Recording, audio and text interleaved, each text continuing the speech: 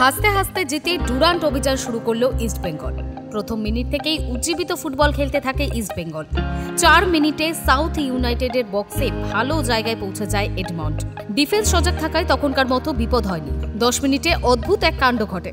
United গোলকিপারের হাত থেকে বল ফসকে যায়, বল চলে যায় এডমন্ডের কাছে। তিনি জোরালো শটও নেন, কিন্তু দেখা গেল গোল লাইনে দাঁড়িয়ে তারই সতীর্থ ডেভিড। তার গায়ে না লাগলে নিশ্চিতভাবে বল ঢুকে যেত গোলে। ঠিক 2 মিনিট পর লালচুং নুঙ্গার দূরপাল্লার শটে এগিয়ে যায় ইস্ট বেঙ্গল। গোলের পর আরও উজ্জীবিত হয়ে খেলতে থাকে মশাল বাহিনী। 18 মিনিটে সল ক্রেসপোর হেড অল্পের জন্য লক্ষ্যভ্রষ্ট হয়।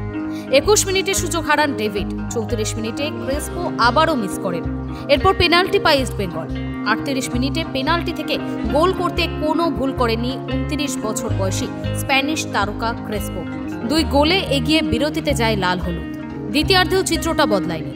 ইউনাইটেডের রক্ষণ ভাগে মুহুর্মুহু আক্রমণ শানাতে থাকেন লাল হলুদ ফুটবলাররা। 60 মিনিটে আবারও সুযোগ হারায় ইস্ট বেঙ্গল। 63 মিনিটে মহেশের শট লক্ষ্যভ্রষ্ট হয়। 67 মিনিটে রশিদের জোরালো শট পোস্টের পাস দিয়ে চলে যায়।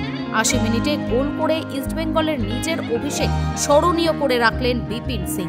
87 মিনিটে দলকে 4-0 গোলে এগিয়ে দেন দিয়ামান্তাকোস। যদিও ইউনাইটেড গোলকিপারের ব্যর্থতা চোখে পড়ে। 90 মিনিটে স্কোর লাইন 5-0 করেন মহেশ। এই ম্যাচে জয় পায় East Bengal. Hi news network.